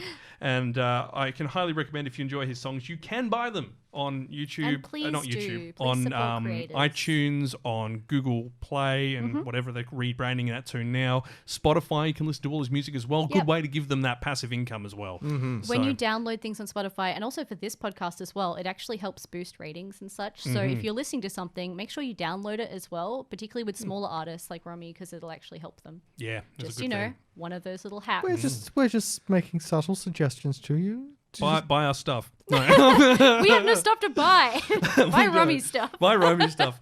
Okay, so Sword Art Online. We'll quickly run through this because we always talk about Sword Art Online because it's around all the time. And it's not everyone's cup of tea, and I completely understand that. So Sword Art Online's Alicization arc has finally come to an end. This has been 52 episodes. Alicization. Yeah. Say it 10 times fast. Alicization. Alicization. Well done. Now, this is, of course, A1 Pictures, PG-13, 12 episodes this season. Light novel is its origin. It's continuing the Sword Art story we all know and some adore and some tolerate. Look, let's be honest. Like, the Sword Art Online would be great if the villains were better. That's kind of the biggest issue of the series. It's Like a lot of the characters. there are other issues with the characters, but the biggest flaw of Sword Art Online is the villains, and they are one-dimensional. Yeah, they don't treat women well. Well, that is literally, they're bad because they're bad people to women. Yeah. That's it. There's no more to them. They're just psychopaths. I can't do it. And that's their defining trait. So look, the final arc, actually the final 2 parts of Alicization were actually really well done until Kirito woke up. All the other characters got to shine. They all got to develop themselves. They all got to showcase their skills and their importance. And then Kirito comes in, God mods, and wins everything. Everyone's just like, really? Really? What this has done, though, has lined up for a really exciting new season. Because they're now moving from being inside games to addressing what it means to be alive. So they've got artificial intelligence. And Wow, they've got all these other things. That like the whole part of Alicization was a program to build a ground-up artificial intelligence. So it's no longer about being inside games. It's about The games being you. inside people. The robots are going to take over. Oh, yeah, no. basically. Oh, jeez. So I, for one, welcome our robotic overlords. I mean, if they look like Alice, yeah, absolutely. yeah. So look, this has come to an end. We don't know when the new season will come, if there's going to be another season, or if they're just going to leave it here. To be honest, this would be a really good point to end on. I don't. But it makes so much money. It does. They're not going to end it. Let's They be honest. won't. And it's over a decade. It's been going now. Oh I my gotta gosh, tell you, really? I've pretty much fallen off the wagon with this one. After, Yeah, I like, finished at Mother's Rosario. I enjoyed that, and I was satisfied, and I stopped. Yeah, Yeah. that's fair. It's just sort of, it's dragging. It I gotta is. tell you. And to be honest, I now feel more inclined to watch the new season of Log Horizon. Yeah. Because of the way their characters are handled as opposed to this. It's a much more mature take on It is. Sword Art Online. Yeah. Whereas this definitely is trying to stay in that shonen 15 age bracket, but it's been 10 years. They've all moved on. Yeah, come on, Ash Ketchum. It's time to grow 1 year Exactly. older. Yeah, they need development, They and need Kirito development. hasn't changed from like original believe- Sword Art Online. Like the first 10 episodes were just so incredibly good, and he underwent he went through so much character growth in such a short amount of time. It made Sword Art is so fascinating to watch Yeah. about so many things that happened so quickly, and it was just awesome. And then it everything changed. just kind of it went up, and then it just stopped. It's just plateaued. It's just plateaued, and it hasn't really changed, and all the characters are the same. So, And I mean, then- to be honest, like... then they brought in 'cause- guns, and then they got rid Yeah. of guns. So part 3 and 4 of Alicization were really good because they went and changed the way the world was. They took Kirito out of the equation. So he was no longer involved. He was essentially in a coma. And he couldn't do anything. And you got to see literally like a Lord of the Rings size fight between, you know, the army of the darkness and the army of the light. sort of Still thing. inside a game. Still inside a game. But that's why that's a problem, because the stakes aren't high anymore. Well, they were. Or is that a spoiler? TM. That's a too much information. Okay, yeah. all right. The stakes are higher, but they're not. You are right. It is not the same as being, you know, in the Ability the to battle be for killed. Helm's Deep or Like something you like die in that. the game, Yeah. you die in real life. That's why Sword Art Online was cool at the start, and then it was just kind of just And a game. While there were risks, the risks were only for certain people in this new Yeah. one, so it's not the same. And that's kind like that's the problem. Like there isn't much of a stake anymore, and that's kind of what's taken away from But the it. fights are cool, and Yeah. the characters are cool. It's- Animation's still good.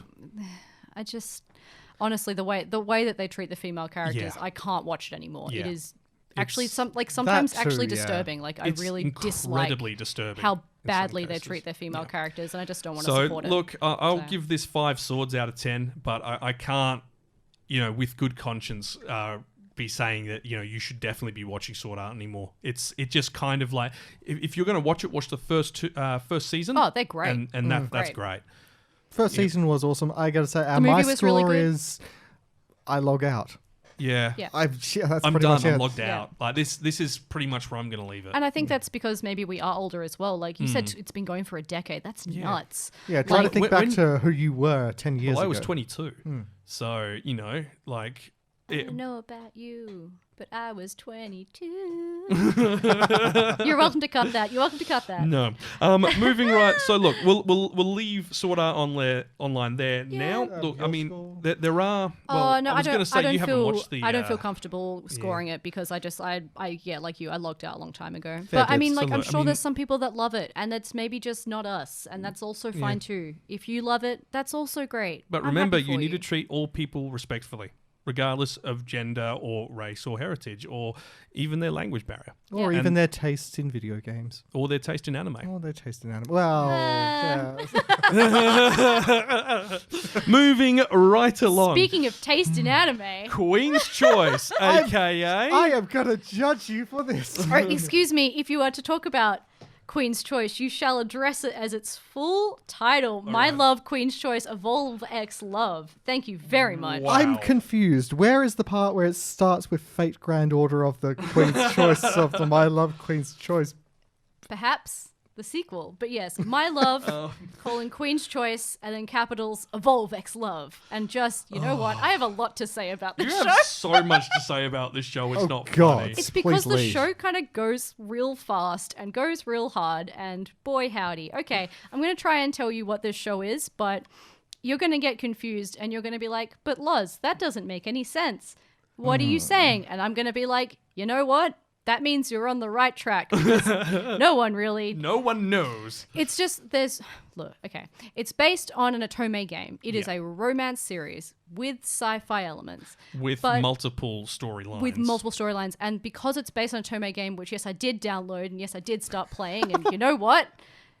Only God can judge me now. Anyway, I've played a few mobile Otome games. This feels similar to Mystic Messenger. If you've ever played that and you're trash like me, but instead of Mystic Messenger, which was more about like cyber hacking and kind of stuff, this is more about X-Men, I guess. Pretty much. They kind of This have is- superpowers. This is the male harem X-Men edition. It's pretty dope, actually. I'm really into it. So there's a girl and her father has passed, so she has inherited the small TV production company. Stick with me. Now, she's in charge of this TV production company, and she is investigating these kind of weird instances that's happening. Basically, the TV show that she's making is kind of like conspiracy theories, but they don't say that exactly. They're kind of treating it like it's really serious when really it's kind of just investigating conspiracy theories. But so she starts kind of looking into that because that's what her late father was looking into, and she's got his journal, and of course it's all tattered and it's emotional. But then of course there's 4 guys and there's kind of an intertwined plot line and they all know each other in a weird way. So you've got your 4 different boys, and you know what? I'm going to run through them because that's the most important part of the show. Is the boys. cute Is boys. the boys. The boys. But I do want to mention before we move on, the female character's name is Watashi, which just means I. Yeah. It just means I. She's a literal self-insert. She's a literal self-insert, which By I the think gods. is kind of adorable. Before I move on from talking about Watashi, is I do actually like her, and that is one of the biggest things with these Otome reverse harem romance shows is if the female protagonist is annoying or boring or flat. It makes it so hard to watch because the boys could be amazing and super interesting, but if your main character that you have to spend all this time with romancing these attractive men is dull, it's just not interesting. It's but just not gonna work. She's actually kind of cool. Like she's got motivations, she's got an interesting-ish kind of somewhat of a backstory thrown together. She's a bit sassy sometimes, and she has other female friends. And look, that's more than Udapri or Amnesia. So A character in a Otome game having actual friends and outside kind of people to the boys. and they're supportive and they're not all terrible. So look is at that. so I know, weird. and that I'm makes really a big disturbed by difference. that prospect. All right, let's go. 4 boys, real quick. We have Gavin. Not the most attractive of names. Sorry, Gavins. His name's also supposed to be Haku, but they've chosen Gavin for some reason in the English translation. So, hey, anyway, Gavin is my favorite. So that's why I'm starting with him. So he's like an investigative detective. He used to be a delinquent in high school, and he used to be her senpai in high school, and he used to be in love with her. But he was like too busy getting to fights, so he couldn't romantically, say I love you. But now he's a cop and he's a good guy, and he's also an evolver. Cool. And then you've got Lucian, who's like the scientist researcher who's teaching her about like weird time warp. That was weird. That went right over my head. Anyway, Cool. He evil? probably. Probably. Cool. Anyway, he's also an evolver. His name's Lucian. Of course he's evil. And then there's Kira, who's like the cute idol boy, and he's the blonde one, and he's really chill. Childhood friend? No, but they do meet over their love of potato chips, and he calls her potato chip princess, which is adorable. That is kind of Then cute. there's Victor, who's awesome, and he's like the big business rival, and she comes up to him kind of like in skip beat style, and like, I'm going to beat you, and I'm going to make Yeah, sure I that did see that. I get better than you because you were mean to me and my company. And so they've got this like rival kind of almost 50 Shades of Grey, but like wholesome kind of rivalry. That's And not he- possible. no, look, whatever. But he has like time stop magic, which is really cool. So all of them have different types of magic, and they're called evolvers. Again, you could just swap out the word evolver for X-Men, and you kind of get what I'm trying to say. Yeah.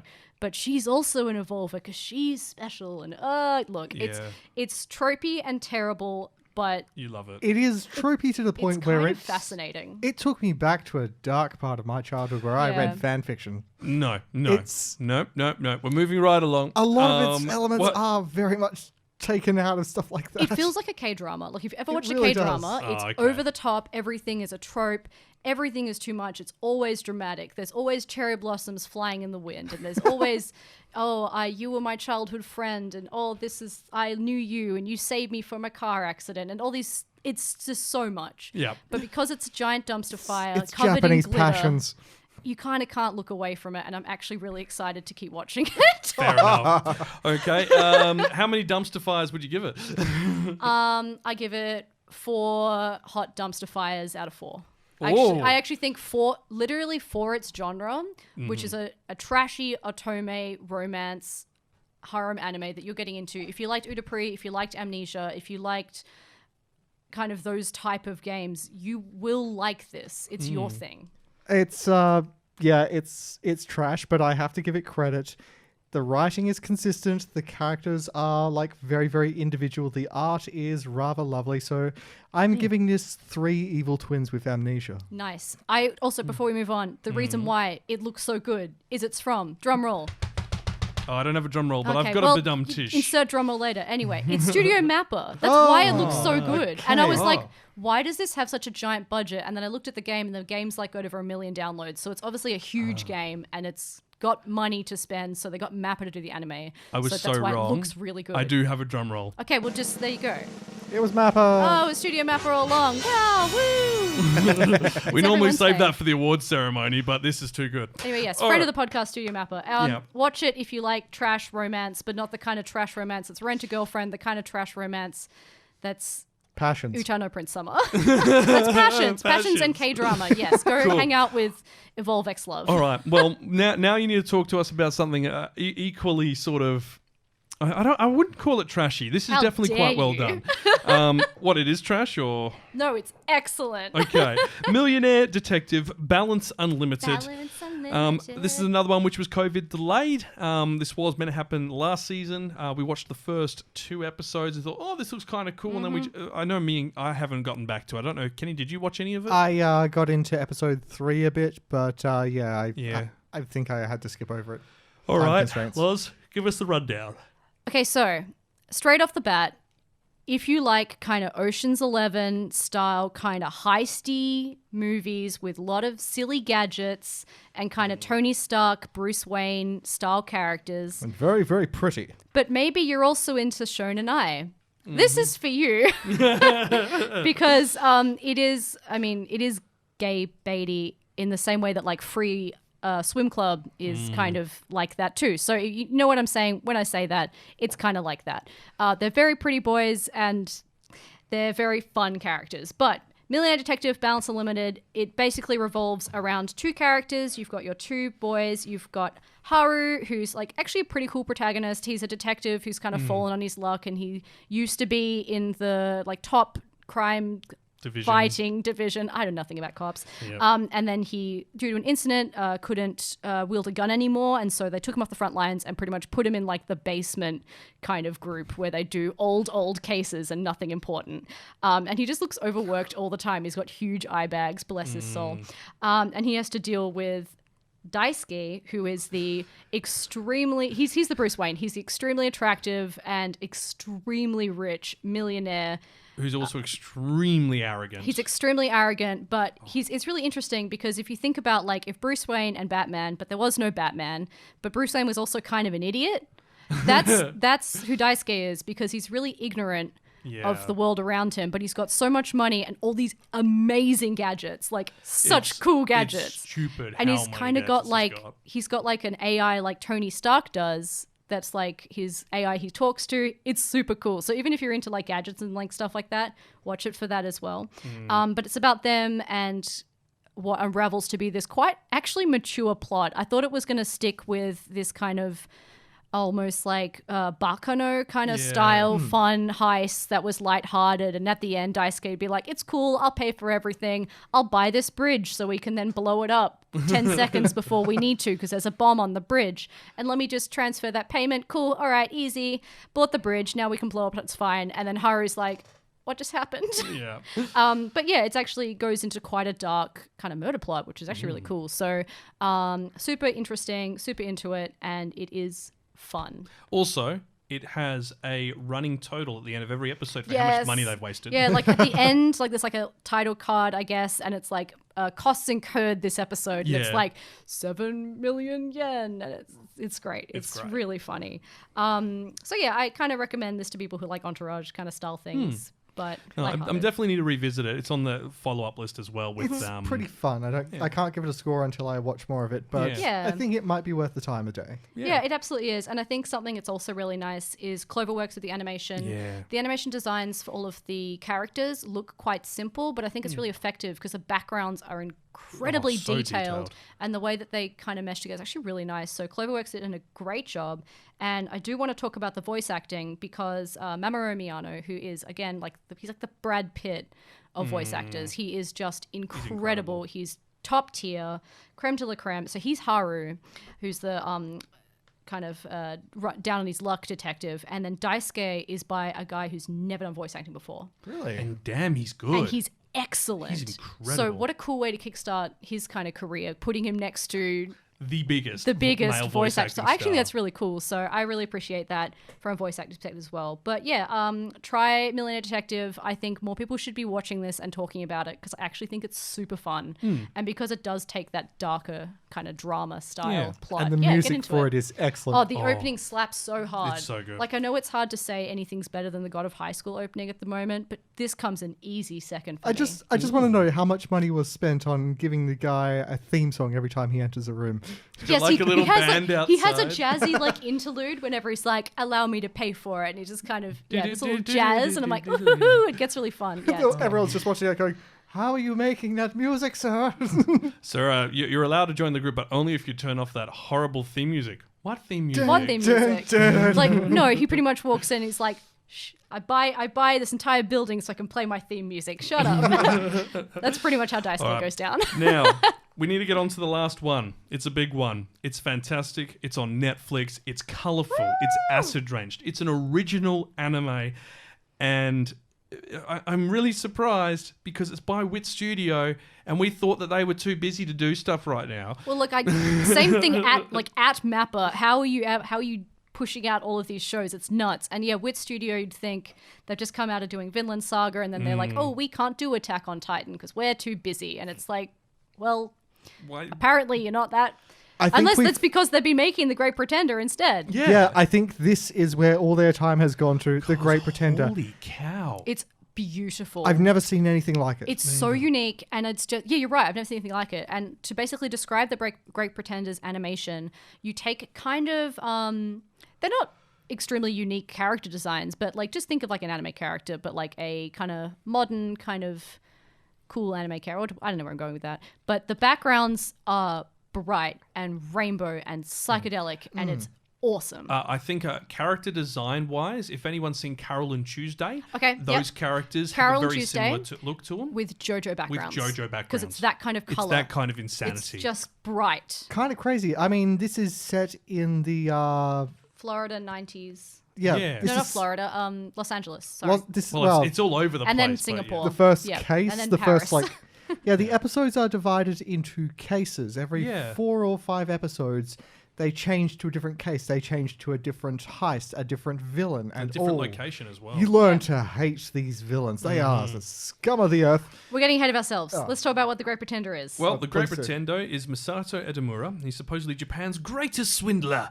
Mm-hmm. But he can't be, because he's just been swindled himself. Dun dun dun. So together with his partner Kuda, they try to trick a Frenchman in Asakusa, but unexpectedly get tricked themselves. The Frenchman, whom they try to swindle, turns out to be Laurent Thierry, a much higher level confidence man, A con aka con man, in control of the mafias, apparently. Edamura is yet to find out what fate awaits him after having engaged in the Frenchman's dirty jobs and gotten himself in a little bit of entrapment. Now, Yep. one thing I do have to point out, which I thought was amazing, that in the first episode, when they're both trying to speak English to each other to communicate, and then they put this sign up on the screen which just says, "From now on, for viewing pleasure, we're going to translate all conversations into Japanese." Yeah, because they Lawrence changed is that. speaking Japanese to Edamura, Yeah. and it's like, look, let's just pretend from here on they're speaking each other's language. Yeah. And they also do that for the English dub as well. Yeah. They say for convenience, everyone will now be talking in English. Yeah. And it's like they had their weird sort of like accent going on. Lawrence, very, very French, very, very fluid kind Very of accent. Parisian, yeah. And Edamura's very, very kind of like, much Japanese. Its accent is always It so sounded hard like to the pick up. Japanese voice actor was actually speaking English. Yeah. Exactly. It And I think did. that's what it was. Like for the first 10 minutes, like the Japanese voice actors were actually just speaking the English lines, and then they're like, "Cool, okay, now we swap over to the dub cast," which is also great. Exactly. And there's just something very very self-aware about that. Yeah. It was cool. Like it was It just knows fun, who it's it's fun little playing to. tidbit. But look, this is one of those shows that is... You know how like we say like there's one show that comes out sort of every year that just kind of blows you out of the water by how unique it is? This is kind of up there. Oops, I don't think I rated Millionaire Detective Balance Unlimited. Is it going to be a couple of $1 million? Balance Unlimited. Okay. I think I give it like 8 unlimited balance cards out of 10. I guess. Anyway, I just thought I'd just be like, oh no, I didn't rate that. Anyway, back to Great Pretender. Look, as I was saying, this is like one of those ones that comes around that just for some reason grabs a hold of audiences. And the reason this is going to do that is because the outro is Freddie Mercury singing The Great Pretender. That's really one cute. thing about it that just It's just it kinda stands different. out. It's like Freddie Mercury's Great Pretender, just a classic song, and then there's cats dancing around to So it. cute. They actually play a part in the story later, but that's getting ahead of ourselves again. Kind of like how I was talking about Millionaire Detective, Balance Unlimited. If you like kind of con movies like Ocean's 8 and stuff like that, you'll Oh, probably yeah. like this. And what I was thinking about The Great Pretender is this is the kind of anime that you show to your parents. Like this is Yeah. the one that you show to someone who doesn't like anime because it feels so accessible. It feels like a Hollywood action kind of con man flick. The animation is so unique and interesting that it doesn't feel like inverted commas anime kind Yeah. of style. So that kind of makes it a bit different. It blends like classic Hollywood movie with classic anime tropes, and it just makes it really fun for like new weebs, old weebs, and non-weebs. Now, I think this is the way you've put that is perfectly right. This is the anime you show your friends who are into heist movies Yeah. and into like Lock, Stock, and Two Smoking Barrels and stuff. Just It's like like, Megalobox this is was what the one anime you'd show can all do. your sports friends. Well, there's also the fact that the setting is particularly different and Yeah. constantly changing. Is that it starts in Japan for the first 15 minutes of the first episode, but then you're in Los Angeles for a Yeah, good then you're in long time. Hollywood, and then you're in Singapore, and the way Exactly. that they make, like, if you've traveled to these places, it looks exactly like that. Yeah. If a bit more colourful. Yeah, absolutely. Like, but if a rainbow vomited all over it, and they've put in extra detail into making sure that you really like feel like you're there, and the way that they've done the setting is just wonderful. And then there's the characters. We haven't even talked It's- about the characters, and they're great. They are. They really are. Everyone has like a deep kind of a story, which Oh you my want goodness. in something like this. Absolutely. It's like these people, our three like main cast, they are dirty, Four, rotten. four. Sorry. 4. Oh yes. Forming- Well, sorry. Yeah, but I mean, Nah, 4. The main cast, they are dirty, rotten scoundrels. to actually, take the quote from a film which I feel very much like inspired this anime. Great 90s film, love it. But there is a reason behind each of them as to why they're doing this. They steal from the rich and give to themselves. But there is like a motive behind it all. They have reasons. Absolutely. which is good because you to need people to reveal- actually have a reason for doing these things. To reveal too much more would be spoilerific, of Yeah, course. and But I wouldn't want to because I want people to watch this and find it out for themselves. Like these characters are so interesting. But I'll quickly just kind of run through. So you've got Paula, Abigail, Laurent, and Edamura, or Edamame, as he's called by everyone. So Edamame, and it's actually in the credits. It actually says Edamame instead of Edamura. I didn't notice great. that. Yeah, this is super cute. cute. And they're all from different walks of life, different backgrounds, and they reveal those stories over time, and it's really interesting. And then basically each case file, and there's 3 out of 4 case files out at the moment. I think it's 14 episodes at the moment. Yes, and so the last case file, which is Lauren's case file, I'm so excited, comes out in 2 days. Yeah. And I'm dying because I really want it right now. But they're so interesting why they go into this particular heist. Why are they screwing over this particular person for their money? It's because this person wronged them in this way, or this is why. And like, they're kind of good con men, I guess. Well, we do have to wrap it up because this episode's gone on pretty long already. We're over an hour and a half. So we do have to finish up. But Great Pretender, what would you give it? Honestly, I'm actually finding it really hard to find a fault with I it. had a score for it, but it was stolen by some con men. No, it's a solid 9 until I see the final episode. Then Yeah, it's same. probably a 10. Yeah. I feel like I can't give it a full 10 out of 10 until I see part 4, but it's writing 10 out of 10 right now. Yeah. Like there's It's up not there. many faults in it. Everything's really interesting. Do yourselves a favor. It's on Netflix. Yeah. See it. Yes, Watch definitely it. do. Now, we do have one last song that we have to end on. This is another banger because, that's what we like to do here. We like to give you something to bang your head to. This is the God of High School opening again, Contradiction, but So good, with we a played it twice. twist. A twist? So this is the Japanese version. So this has been all translated into Japanese. There's no English in it anymore. And it's been covered by Shiro Neko, who did all the translations, her graphics, her mixing for it. Wow. It sounds great. So have a listen. 「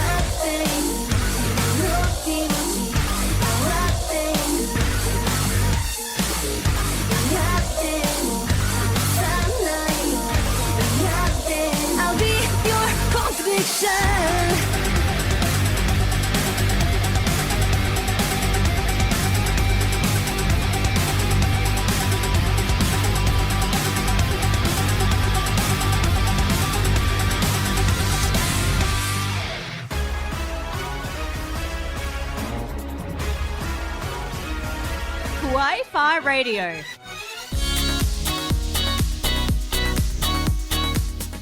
That is where we need to leave things for this episode. Thank you so much for joining us. We realise it was a bit of a slog because it is a season in review. These ones generally are. That's what happens. We talk so much. We do. To be honest, it's a good job we didn't have a fourth person in. I think we'd probably be pushing 2 hours. But before we do move on to what's coming up, 3 picks. What are your 3 picks from this season?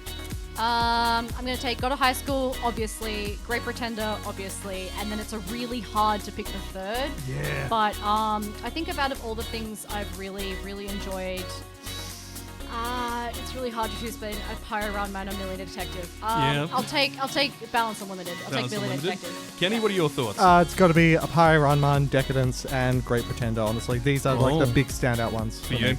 I'm in a similar boat. I'm definitely Got a High School, and I'm 50-50 between Appare-Ranman and Decadence, but I'm going to have to go Decadence.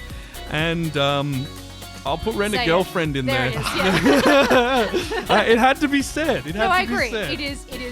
It's a dumpster fire, but it's my dumpster fire. It does what the dumpster fires do best. It does. All right, so next episode, you know what's coming. More mechs? Godzilla. Oh, Mecha Godzilla. No. Excellent. No. It's a new anime season, Oh, guys. okay. Come on. yeah. Jeez. Okay, and the next anime season, Autumn, is so chock full of so many amazing things. It really I'm so is. excited. Inuyasha Haiku, oh my god. Woohoo. And if you've enjoyed listening, please make sure you hit that like and subscribe button to get our next episode. Also, don't forget to head over to our Instagram and our Facebook page for more breaking news and videos. Oh, and I believe we've got a new social. We have a new social, our Twitter, at Kawaii-Fi Anime. Yeah, so head over onto that. You've been listening to Kawaii-Fi Radio. Thank you for joining us once again. And until next time, Watch some anime!